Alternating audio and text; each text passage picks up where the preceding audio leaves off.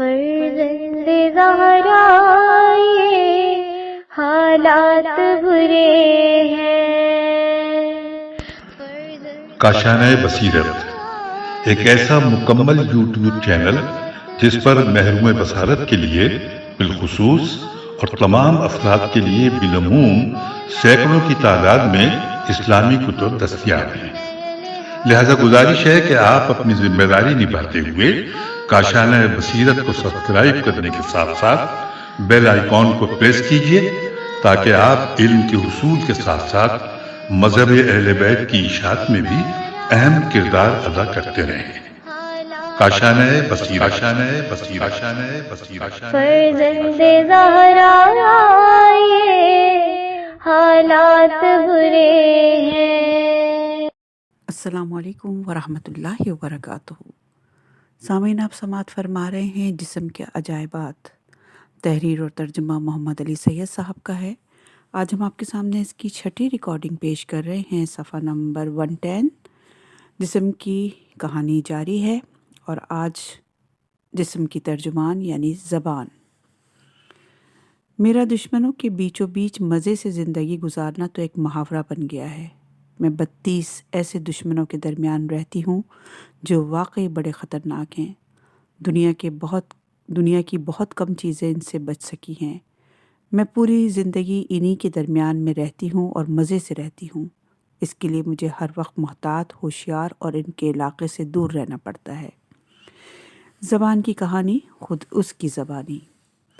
میری لمبائی 4 انچ اور وزن 2 اونس کے قریب ہے۔ میں عام طور پر نظر نہیں آتی، لیکن آپ کے لیے بے شمار خدمات سر انجام دیتی ہوں۔ میں آپ کی غذا کو چبانے میں مدد فراہم کرتی ہوں۔ جو نوالا آپ کھاتے ہیں اسے میں ہی دانتوں تک پہنچاتی ہوں تاکہ اسے بالکل باریک پیسا جا سکے اور معدہ اس غذا کو بآسانی ہضم کر سکے۔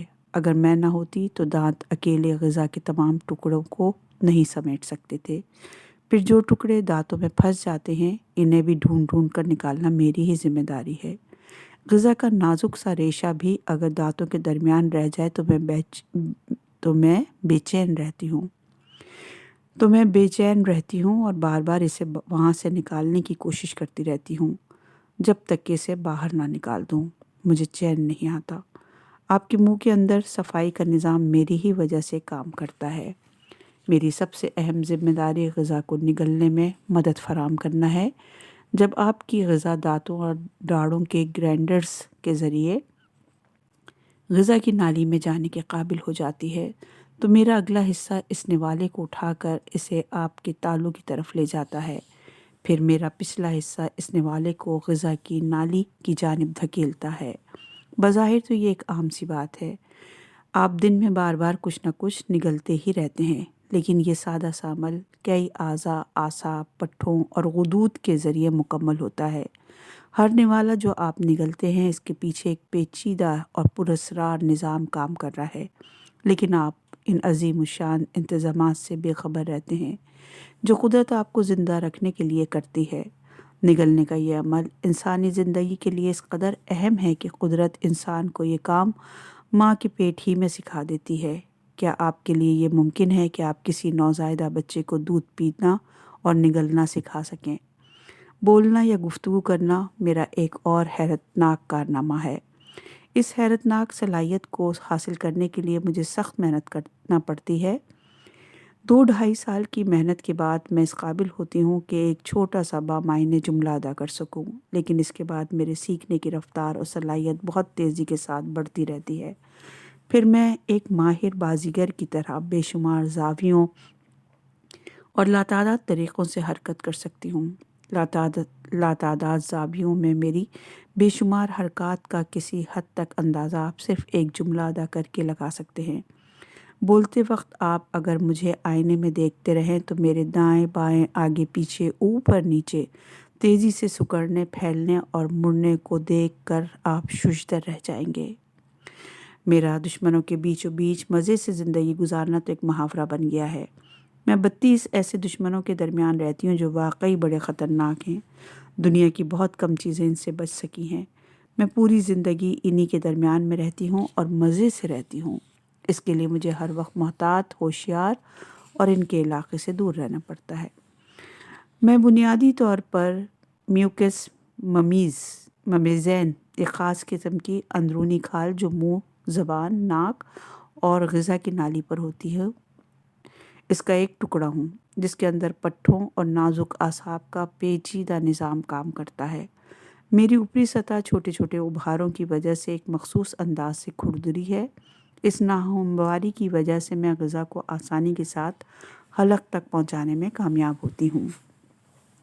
ذائقے کو محسوس کرنے والے مخصوص ابھار بھی انہی ابھاروں میں موجود ہوتے ہیں جن میں ذائقے کو محسوس کرنے والے خلیے موجود ہوتے ہیں۔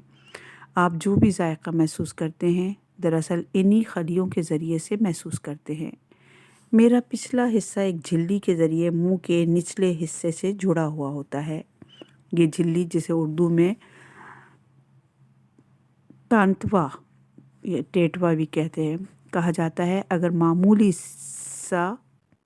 معمول سے ذرا سی بھی چھوٹی ہو تو انسان کی گفتگو بے معنی آوازوں کا مجموعہ بن جاتی ہے۔ آج کے دور میں اس خرابی کا علاج سرجری کے ذریعے ممکن ہے۔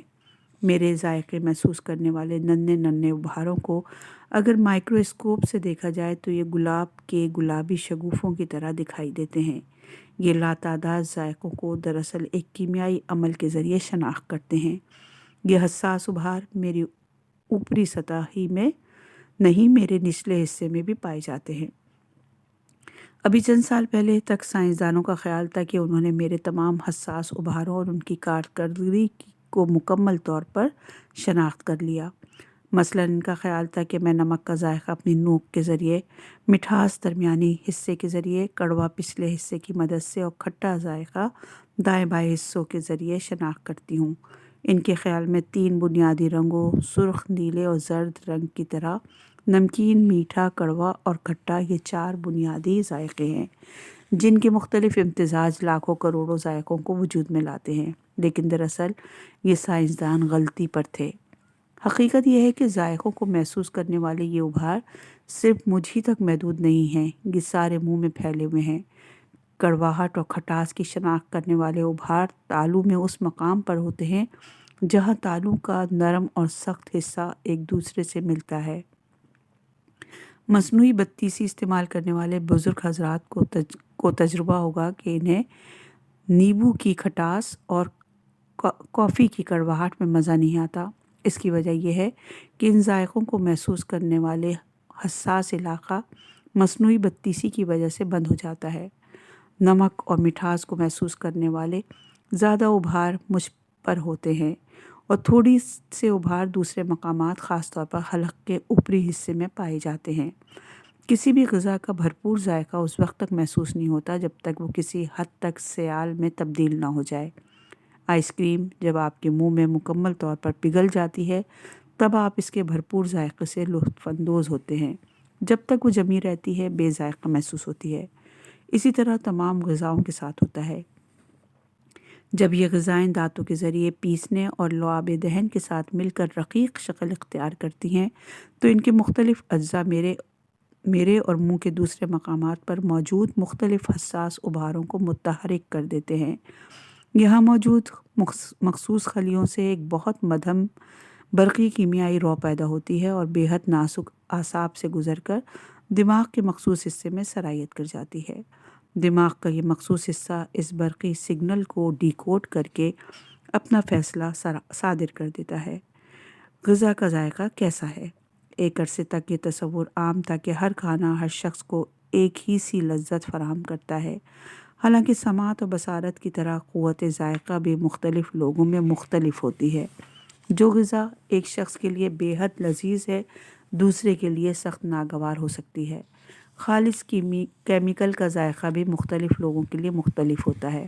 مثلاً سوڈیم بینزوٹ کا ذائقہ کسی شخص کو میٹھا لگتا ہے اور کسی کو کھٹا، کسی کو کڑوا، کسی کو نمکین اور کسی کو یہ بالکل بے ذائقہ محسوس ہوتا ہے۔ کچھ لوگوں کو کچھ ذائقے یا ڈشیں اچھی نہیں لگتیں تو یہ ان کی مجبوری ہے۔ بعض ایسے شواہد بھی ملے ہیں کہ مختلف ذائقوں کی پسند یا ناپسند باقاعدہ وراثت میں چلتی ہے۔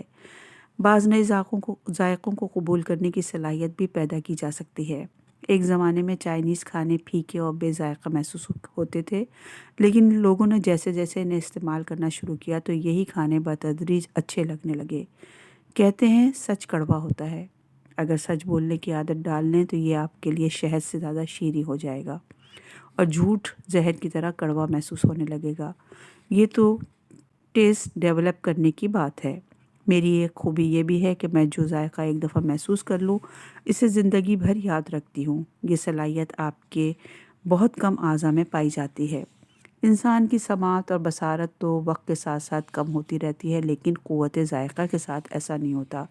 اسی لیے آپ نے دیکھا ہوگا کہ اکثر لوگ بڑھاپے میں زیادہ چٹورے ہو جاتے ہیں۔ زبان چڑھانا بری بات ہے، لیکن جب آپ ڈاکٹر کے پاس جاتے ہیں تو وہ عام طور پر آپ کی زبان دیکھتے ہیں۔ زبان پر اگر کوئی تہ جمی ہوئی ہو تو یہ نظام ہضم میں خرابی کی علامت سمجھی جاتی ہے، لیکن یہ کوئی یقینی بات نہیں۔ قبض کے بہت سے پرانے مریض آپ کو ایسے ملیں گے کہ جن کی زبان بالکل صاف ستھری ہوتی ہے۔ اس کے برعکس بہت سے افراد کی زبان پر آپ کو سبزی مائل سفید تہ جمی ہوئی نظر آئے گی، جنہیں کچھ کبھی قبض کی شکایت نہیں رہی۔ عام طور پر یہ تہ غذا کے ننھے ذرات اور مردہ خلیوں پر مبنی ہوتی ہے جو میری ناہموار سطح پر جم جاتی ہے۔ اگر آپ اپنے منہ کی صفائی کا خاص خیال رکھیں تو اس آلودگی کو بآسانی دور کیا جا سکتا ہے۔ ویسے حقیقت یہ ہے کہ میں بیماریوں کا آئینہ کہلاتی ہوں اور جسم کے اندر چھپی ہوئی بہت سی بیماریوں کا پتہ بتاتی ہوں۔ اینیما یعنی خون کی کمی کی صورت میں میرا رنگ بالکل گائے کے گوشت کی طرح سرخ ہو جاتا ہے، اور یرقان کے مرض میں زردی مائل فنگس کی بعض اقسام کے سبب میرا رنگ بالکل سیاہ بھی ہو جاتا ہے۔ میری ایک بیماری جسے ڈاکٹر ڈیگنوسیا کہتے ہیں، اس میں ذائقہ خراب ہو جاتا ہے، مٹھاس بری لگنے لگتی ہے، گوشت سے نفرت ہو جاتی ہے، ٹافی نمکین محسوس ہوتی ہے۔ یہ بہت عام بیماری ہے اور عام طور پر جسم میں جست یعنی زنک کی قلت کی وجہ سے پیدا ہوتی ہے۔ جست یا تو غذا میں شامل نہیں ہوتی یا جسم اسے غذا سے حاصل کرنے میں ناکام رہتا ہے۔ بہرحال یہ کمی پوری کر دی جائے تو بیماری ختم ہو جاتی ہے۔ میری ایک اور بیماری ہائپوگیوسیا کہلاتی ہے۔ اس میں غذا کا مزہ ختم ہو جاتا ہے، چکن روسٹ نرم ربر کی طرح محسوس ہوتی ہے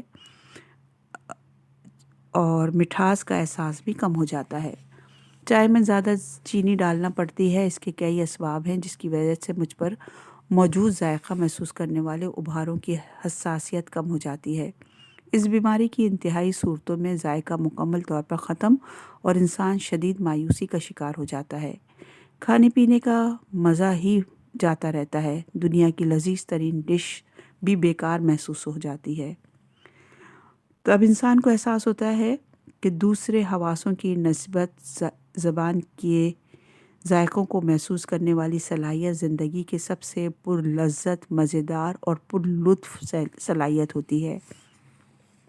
یہ مزے سے کوئی دوسرا عضو فراہم نہیں کر سکتا۔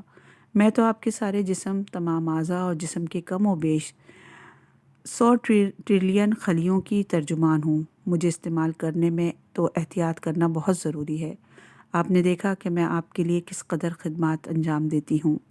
کیا دنیا کے سارے انسان اور تمام ڈاکٹر اور سارے سائنسدان مل کر آپ کو ان میں سے کوئی ایک بھی صلاحیت دے سکتے ہیں جو اللہ تعالیٰ نے آپ کو مفت اور بے مانگے عطا کی ہیں؟ جو صلاحیتیں اللہ نے مجھ میں پیدا کی ہیں، ان میں سے ایک صلاحیت بھی اگر کوئی انسان آپ کو دے سکتا تو کیا آپ زندگی بھر اس کے احسان مند نہ رہتے؟ صفحہ نمبر ہے 117 اور باب شروع دوسرا ہو رہا ہے۔ پیکنگ مٹیریل یعنی جلد کی کہانی، جلد کی زبانی۔ کھال میں رہنے والا محاورہ تو آپ نے سنا ہوگا۔ یہ مشورہ اکثر خود آپ کو بھی دیا گیا ہوگا کہ میاں اپنی کھال میں رہو۔ محاورے سے قطع نظر اپنی اپنی کھال میں رہنا ہر انسان کی مجبوری ہے، اور دراصل یہ میں ہی ہوں جو ہر ایک کو اس کی کھال میں رکھتی ہوں۔ میں آپ کی جلد ہوں، آپ کے لیے ایک عظیم نعمت، ایک نایاب تحفہ، ایک ناگزیر ضرورت۔ میرے بغیر آپ کے جسم کا وجود ممکن ہی نہیں تھا، کیونکہ جسم میں قدرت کی صنائی महारत, हुस्न और आला तरीन टेक्नोलॉजी के जो हज़ारों नमूने मौजूद हैं, इनकी हिफाजत मुझ जैसे पैकिंग मटेरियल के बग़ैर नामुमकिन थी।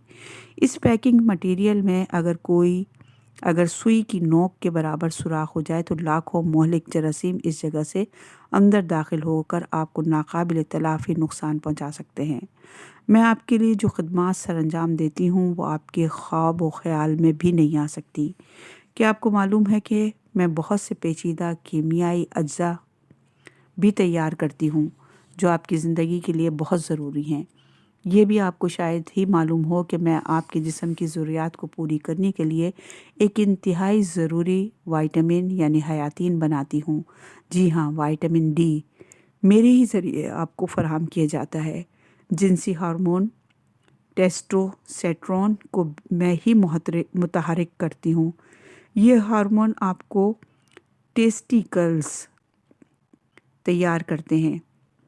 ये हार्मोन आपके टेस्टिकल्स तैयार करते हैं। मैं ही आपके जिस्म के पानी को अंदर महफूज रखती हूँ और बाहर के पानी को जिस्म में भर जाने से रोकती हूँ। आप घंटों पानी में तैरते रहें, नहाते रहें, बारिश में भीगते रहें, लेकिन पानी का एक कतरा भी जिस्म के अंदर दाखिल नहीं हो सकता। हालांकि आपके पूरे बदन पर कम व बेश 20 लाख नन्हे सुराख मौजूद हैं। यही नहीं, मैं आपके ब्लड प्रेशर को एतदाल में रखने में भी मदद फराम करती हूँ। दिमाग और उसमें मौजूद पिट्यूटरी ग्लैंड और हाइपोथैलेमस यकीनन आपके लिए ज़िंदगी को बरकरार रखने वाले हैरान कुन खिदमात अंजाम देते हैं। मुझे इनकी अहमियत से इनकार नहीं, लेकिन दिमाग और पुरअसरार हुदूद के हैरान कुन कारनामे मेरे बग़ैर कहाँ सर अंजाम पा सकते हैं। इसलिए कि वो जिस पेचीदा आसाबी निज़ाम के ज़रिए इत्तलात और मालूमात फ़राम करते हैं, वो सारा हसास निज़ाम मेरे ही अंदर पोशीदा है। दर्द, तकलीफ़, सर्दी, गर्मी, लम्स, इन सब का एहसास सिर्फ मुझी को होता है। दिमाग ख़ुद किसी तकलीफ़ से नहीं गुज़रता, मैं ही इन एहसासात की इत्तला दिमाग को फ़राम करती हूँ। अगर मेरी ये इत्तलाती मराकज़ काम ना करें तो आप ज़ख्मों की अज़ियत, आग की हरारत, बर्फ़ की ठंडक, कांटों की चुभन, रेशम की नरमी, धूप की गर्मी और माँ के शफ़क़त भरे हाथों के लम्स को कभी महसूस न कर सकें। आप मुझे अपने जिस्म के क़िले की फसील भी कह सकते हैं। ये फसील आपको खरबों दुश्मनों से महफूज रखती है। बेशुमार जरासीम, लातादाद बैक्टीरिया और वायरस जिस्म में दाखिल होने के लिए मौक़े की तलाश में रहते हैं। इनमें से बहुत से बैक्टीरिया और जरासीम तो हर वक्त मेरी बैरूनी सतह पर पड़ाव डाले रखते हैं। लाखों मज़ीद जरासीम हर लम्हे आकर मुझ पर चिपकते रहते हैं। अगर ये फसील शहर ना हो तो ये जरासीम चंद ही दिनों में इंसान को आलम बाला की तरफ रवाना कर सकते हैं। ये खिदमात तो मैं हर इंसान के लिए अंजाम देती ही हूँ, लेकिन नाबीना अफराद के लिए मैं इनकी आँखें भी बन जाती हूँ। नाबीना अफराद मेरे ही ज़रिए देखते हैं, मेरे ही ज़रिए इल्म हासिल करते हैं, हुनर सीखते हैं। ऐसे अफराद बड़ी बड़ी डिग्रियाँ मेरी ही मदद से हासिल करते हैं। मेरी बहुत सी अक़साम हैं। आपके नाखून, बाल, पाँव की एड़ियों का गुदास, ये सब मेरी ही किस्में हैं। जिस्म के ज़्यादातर मकामात पर मेरी तह कागज़ की मानंद पतली है। ये तह इतनी पतली है कि आप यहाँ पर अपनी बैरूनी रगों को बआसानी देख सकते हैं। मेरी 3 तह होती हैं। बैरूनी तह को एपिडर्मिस कहा जाता है। खुदा न खास्ता जिस्म कहीं से जल जाए तो इस जगह एक छाला पड़ जाता है। ये बुलबुला मेरी इस तह के अंदर बंद होता है। दरमियानी तह ड्रम्स कहलाती है। निचली तह को सबको पोटेंसिस का नाम दिया गया है। आप नहाते हैं, मुँह धोते हैं, हाथों को रगड़ते हैं, कपड़े पहनते हैं। इस तरह के सारे कामों के दौरान जिल्द के करोड़ों खलिए जिस्म से अलग हो जाते हैं, लेकिन आपको इस नुकसान का अंदाज़ा तक नहीं हो पाता, क्योंकि रोज़ाना नन्हे मुन्ने करोड़ों नए खलिए इसी दौरान मेरी तह के अंदरूनी हिस्सों में पैदा होते हैं और मेरी बैरूनी हिस्सों की तरफ बढ़ना शुरू हो जाते हैं। ये खलिए तेज़ी से ज़ाया होने वाले खलियों की जगह संभालते रहते हैं। इस तरह हर 27 दिन के बाद आपकी बैरूनी जिल्द मुकम्मल तौर पर तब्दील हो जाती है। अगर इस वक्त आपकी उम्र 45 साल है तो इसका मतलब ये हुआ कि आपकी खाल कम व बेश 540 मरतबा तब्दील हो चुकी है।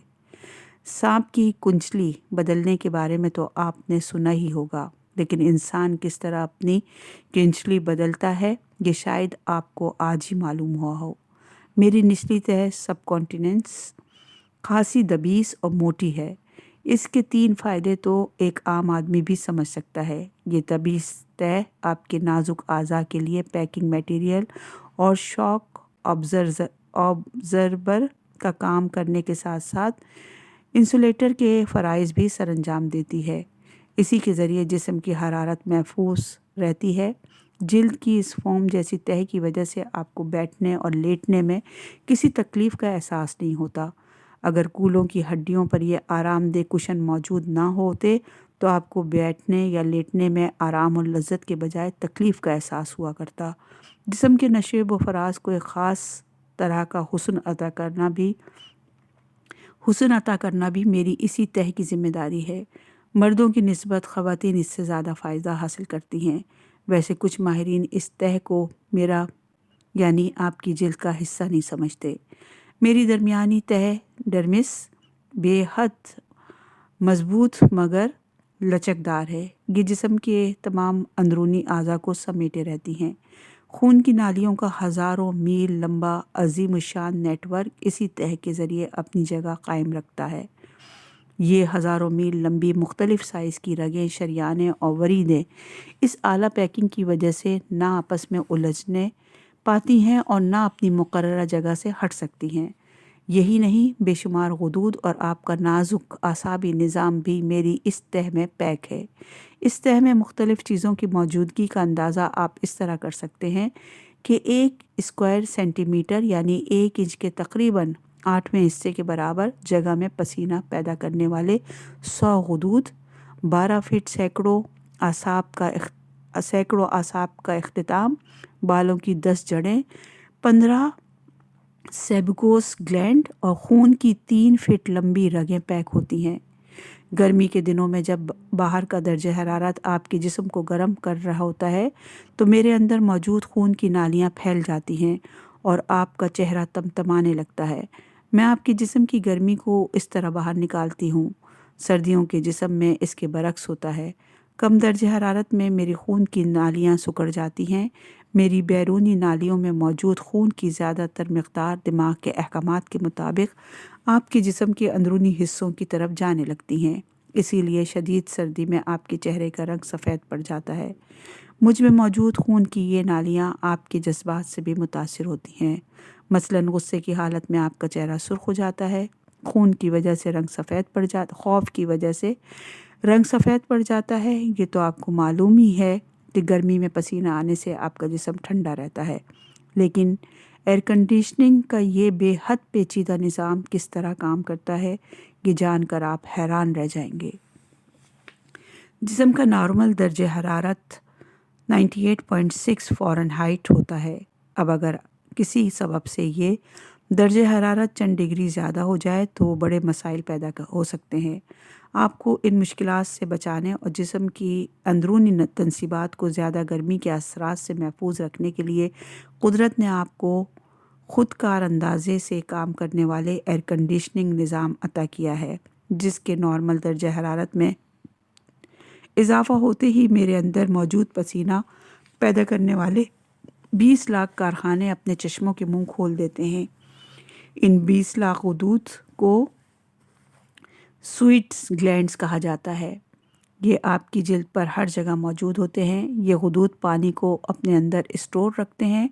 हर गुदूद मुख्तसर सी जगह में लिपटे हुए ट्यूब की तरह मेरी दरमियानी तह के अंदर होता है और इसका एक सिरा दरमियानी तह से बाहर से निकल कर ऊपर मेरी बैरूनी तह में मौजूद पसीने के मसामात तक पहुंचता है। इनमें से हर गुदूद मुख्तसर तरीन जगह में लिपटे हुए ट्यूब की तरह होता है और इसका ऊपरी सिरा जिल्द के मसामात तक आता है। इनमें से हर गुदूद का पाइप या ट्यूब 50 इंच लंबा होता है। अगर इन तमाम गुदूद की मजमूई लंबाई को नापा जाए तो ये तकरीबन 6 मील बनती है। मेरे अंदर पसीना पैदा करने वाले ये कारखाने यानी पसीना पैदा करने वाले गुदूद तकरीबन 24 घंटे काम करते हैं। پانی، نمکیات اور جسم کے اندر موجود کئی فاضل مادوں کی کچھ مقدار کو جسم سے باہر نکالنا انہی غدود کی ذمہ داری ہے۔ حتیٰ کہ سردیوں کے موسم میں جب پسینے کا تصور بھی نہیں کیا جا سکتا، اس وقت بھی یہ غدود جسم کے فاضل مادوں اور غیر ضروری نمی کو جسم سے باہر نکال رہے ہوتے ہیں۔ اس وقت بھی یہ غدود ایک دن میں 0.5 لیٹر کے قریب پانی کو باہر نکالتے ہیں۔ پسینہ پیدا کرنے والی یہ غدود آپ کے جذباتی کیفیت کا بھی اظہار کرتے ہیں۔ مثلاً شرمندگی اور ندامت کی وجہ سے آپ کی پیشانی پسینے سے تر ہو جاتی ہے۔ خوف کے عالم میں آپ کی ہتھیلیاں پسیج جاتی ہیں۔ چکنائی پیدا کرنے والے ہزاروں لاکھوں کارخانے بھی میرے ہی اندر کام کرتے ہیں۔ ان انتہائی پیچیدہ قسم کے غدود کو سیبکوس گلینڈز کہا جاتا ہے۔ یہ غدود بالوں کی جڑوں سے وابستہ ہیں اور ایک گاڑھا تیل تیار کرتے ہیں۔ یہ تیل بالوں اور ان کے قریب کی جلد کو چکنائی فراہم کرتا ہے۔ یہ چکنائی جسم کی گرمی کو محفوظ رکھنے میں بھی مدد دیتی ہے اور بالوں کو واٹر پروف بنانے میں بھی۔ بلوغت کے دنوں میں چہرے پر نکلنے والی کیلیں اور مہاسے اسی چکنائی کے سبب پیدا ہوتے ہیں۔ ضرورت سے زیادہ چکنائی کے سبب مردہ خلیوں کی باقیات بالوں کی جڑوں کے ارد گرد جمع ہو جاتی ہیں اور پھر کیلوں اور مہاسوں کی شکل میں باہر نکلنے لگتی ہیں۔ بال جو آپ کو اضافی حسن اور اضافی تحفظ فراہم کرتے ہیں، ان کی لاکھوں کروڑوں ننھی منھی فیکٹریاں بھی میرے ہی اندر کام کرتی ہیں۔ میری درمیانی تہہ کے اندر 1 اسکوائر سینٹی میٹر میں بالوں کی 10 جڑیں موجود ہیں۔ ہر جڑ کے اوپری حصے سے ایک بال سیدھا اوپر اٹھتا ہے اور میری سطح سے باہر نکلتا ہے۔ بالوں کی یہ فیکٹریاں اپنی پیداوار مسلسل جاری رکھتی ہیں اور مردہ خلیوں کو میری بیرونی سطح سے باہر نکالتی رہتی ہیں۔ اس کی تفصیل آپ بالوں کی کہانی میں آگے پڑھیں گے، ہم آپ کو سنائیں گے۔ بالوں کی یہ فیکٹریاں خواتین کی جلد پر بھی اتنی ہی ہوتی ہیں، اتنے ہی بال پیدا کرتی ہیں، لیکن وہ خواتین کے سر اور بعض دوسرے مقامات کے سوا اس قدر باریک اور جلد سے ہم رنگ رواں پیدا کرتی ہیں کہ یہ رواں بامشکل ہی نظر آتا ہے۔ آپ کا رنگ روپ بھی میرے ہی اندر پروان چڑھتا ہے۔ میلانوسائٹس نامی لاکھوں خلیے میرے ہی اندر پائے جاتے ہیں۔ یہ میلانن کے نامی یہ خلیے ایک خاص مادہ پیدا کرتے ہیں اور یہ مادہ یہ طے کرتا ہے کہ انسان کی جلد، بالوں اور آنکھوں کا رنگ کیسا ہوگا۔ بعض افراد کی جلد اس مادے سے محروم ہوتی ہے۔ ایسے افراد کو سورج مکھی کہا جاتا ہے۔ میلانن آپ کو سورج کی بالائی بنفشی شعاؤں کے انتہائی مضر اثرات سے محفوظ رکھنے کے لیے ایک حفاظتی تہہ کا کام کرتا ہے۔ اگر آپ دھوپ میں کام کریں تو یہ مادہ سورج کی خطرناک شعاؤں کو محسوس کرتے ہی آپ کو ان کے مضر اثرات سے بچانے کے لیے کام کرنا شروع کر دیتا ہے۔ سورج کی شعاؤں کو محسوس کرتے ہی میلانن کے لاکھوں کروڑوں ننھے منھے ذرات میری پہلی تہہ کے نیچے سے اوپر کی طرف اٹھنا شروع ہو جاتے ہیں اور یوں میری بیرونی سطح پر ایک حفاظتی چادر بچھتی چلی جاتی ہے۔ آپ نے دیکھا ہوگا کہ جلد کا جو حصہ زیادہ دیر دھوپ میں رہے اس کا رنگ باقی جلد کے مقابلے میں گہرا ہو جاتا ہے۔ بہت سے لوگوں کے چہرے پہ جھائیاں پڑتی جاتی ہیں۔ یہ میلانن نامی مادے کے ایک جگہ زیادہ جمع ہو جانے سے ہوتا ہے۔ میرے اندر موجود اعصاب کا پیچیدہ نیٹ ورک قدرت کی تخلیق کا انوکھا نمونہ ہے۔ آپ کی انگلیوں کے پوروں پر ہر اسکوائر انچ کے علاقے میں ہزاروں حساس پیغام رساں اعصاب کے آخری سرے موجود ہیں۔ یہ پراسرار اعصابی نظام جسم کے اس دور دراز سرحدی علاقوں کے بارے میں دماغ کو لاتعداد سگنلز ہر لمحے روانہ کرتا رہتا ہے۔ انہی پیغامات کی بنیاد پر دماغ جسم کے اعضاء اور غدود کو احکامات جاری کرتا ہے۔ مثلاً آپ شدید سردی میں ہوں تو میری سردی کو محسوس کرنے والے حساس آلات اس کی اطلاع دماغ کو فراہم کرتے ہیں۔ دماغ اس ایمرجنسی سے نمٹنے کے لیے جلد کو سکڑ جانے کا حکم جاری کرتا ہے۔ جلد سکڑتی ہے تو اس کے کھچاؤ کے سبب آپ کے جسم کا رواں کھڑا ہونے سے جسم کے اندرونی علاقے سردی کے اثرات سے مزید محفوظ ہو جاتے ہیں۔ یہ اعصابی نظام ہر لمحے دماغ کو باہر کے درجہ حرارت، ہوا میں نمی کے تناسب اور موسم کے بارے میں تازہ ترین معلومات فراہم کر رہا ہوتا ہے۔ دماغ جسم کے اندرونی تنصیبات کو سردی کے اثرات سے بچانے کے لیے دوسرے اعضاء کو بھی ضروری احکامات صادر کرتا ہے۔ آپ کے جسم کے پٹھے جو توانائی کی بھٹیاں ہیں تیزی سے حرکت کرنے لگتے ہیں۔ آپ کپ کپاتے ہیں تو اس حرکت سے توانائی پیدا ہوتی ہے اور جسم کو باہر کے موسمی اثرات سے محفوظ رکھتی ہے۔ اسی طرح خدا نخواستہ جسم کے کسی حصے میں زخم آ جائے اور خون بہنے لگے تو میرا اعصابی نظام ہی دماغ کو اس حادثے کی اطلاع کرتا ہے۔ اس کے بعد کس قدر حیران کن سرگرمیاں رونما ہوتی ہیں، ان کی تفصیل آپ دوران خون اور تھائمس کے باب میں پڑھیں گے۔ جس طرح آپ ادھیڑ عمری کی طرف بڑھ رہے ہیں، اسی طرح بڑھاپے کے اثرات بھی مجھے بھی متاثر کرنے لگے ہیں۔ 45-50 سال کے بعد میری دباغت میں کمی واقع ہونے لگتی ہے، موٹائی کم ہوتی ہے تو میں زیادہ ٹرانسپیرنٹ ہو جاتی ہوں۔ اس عمر میں آپ کی شریانیں اور وریدیں آپ کے ہاتھوں کی اوپری سطح پر نمایاں ہونے لگتی ہیں۔ میرے نیچے موجود چربی کی تہہ بھی بتدریج غائب ہوتی جاتی ہے۔ اسی کے سبب میرے اندر جھریاں پیدا ہو جاتی ہیں، آنکھوں کی قریب لکیریں بن جاتی ہیں، گردن کی کھال نیچے کو لٹک جاتی ہے۔ میرے لیے سب سے زیادہ خطرہ کینسر ہے۔ جلد کے کینسر کی سب سے عام وجہ سورج کی شعاعیں ہیں۔ دھوپ میں زیادہ وقت گزارنے والے اس بیماری کا زیادہ شکار ہوتے ہیں۔ دھوپ کی زیادتی مجھے وقت سے پہلے بوڑھا کرنے میں بھی خاص کردار ادا کرتی ہے۔ پیشانی، ناک اور کان اس کینسر کے پسندیدہ مقامات ہیں۔ خوش قسمتی سے جلد کا سرطان زیادہ تر صورتوں میں جان لیوا نہیں ہوتا۔ اس کا بروقت پتہ چل جاتا ہے اور اسے آسانی سے ختم کیا جا سکتا ہے۔ کینسر بہرحال کینسر ہے، یہ مہلک بھی ثابت ہو سکتا ہے۔ جلد کے اندر کسی بھی غیر معمولی تبدیلی کی صورت میں ڈاکٹر سے معائنہ ضرور کرائیں، خاص طور پر اگر آپ کی جلد پر ایسا زخم موجود ہو جو ٹھیک نہ ہوتا ہو تو ڈاکٹر سے رجوع کرنا ضروری ہے۔ میری وجہ سے آپ کئی اور مسائل سے بھی دوچار ہو سکتے ہیں۔ میں آپ کے جسم اور بیرونی فضا کے درمیان سینڈوچ بنی ہوئی ہوں، اسی لیے مجھے اندر اور باہر دونوں ہی طرف سے بیماریوں کا خطرہ رہتا ہے۔ میری بیماریوں کی تعداد 2000 سے زیادہ ہے۔ سورائسس نامی بیماری میرے لیے سب سے بڑا مسئلہ ہے۔ اس بیماری کی وجہ سے میرے اوپر مچھلی کے سے کھپڑے ابھر آتے ہیں۔ یہ سرخ دھبے اس وجہ سے پیدا ہوتے ہیں کہ میری سطح کے نچلے خلیے بننے اور ان کی سطح پر آنے کی رفتار تیز ہو جاتی ہے، یعنی جو عمل 27 دن میں مکمل ہوتا ہے وہ 5 دن میں مکمل ہونے لگتا ہے۔ اس کی وجہ آج تک دریافت نہیں ہو سکی۔ شنگلس نامی بیماری بڑی تکلیف دہ ہوتی ہے۔ اس کا سبب چکن پاکس کا وائرس ہوتا ہے۔ اس میں پہلے درد شروع ہوتا ہے اور یہ درد اکثر ناقابل برداشت ہوتا ہے۔ اس کے بعد جنگاسو میں چھالے پڑ جاتے ہیں۔ اس بیماری کا علاج موجود ہے، لیکن زیادہ عمر کے لوگوں میں چھالے ٹھیک ہونے کے بعد بھی درد کی شکایت کافی دن باقی رہتی ہے۔ آپ جب سے اس دنیا میں آئے ہیں، اس سے پہلے بھی 9 ماہ پہلے سے آپ میرے ہی اندر رہ رہے ہیں۔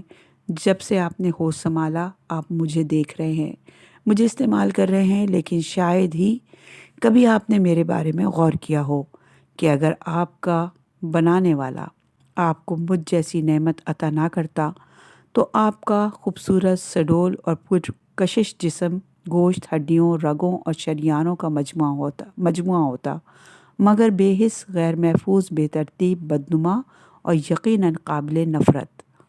اپنی جن خوبیوں اور خدمات کا میں نے آپ سے تذکرہ کیا تو یہ وہ نادر اور نایاب نعمتیں اور صلاحیتیں ہیں جو قدرت نے مجھے عطا کی ہے۔ تو کیا میں ان کا شکر ادا کر سکتی ہوں؟ نہیں، لیکن جس حد تک شکریہ ادا کر سکتی ہوں ضرور کرتی ہوں۔ وہ اس طرح کہ جس مقصد کے لیے اللہ نے مجھے بنایا ہے وہ سارے کام میں پوری ذمہ داری کے ساتھ انسان کے آخری سانس تک انجام دیتی رہوں۔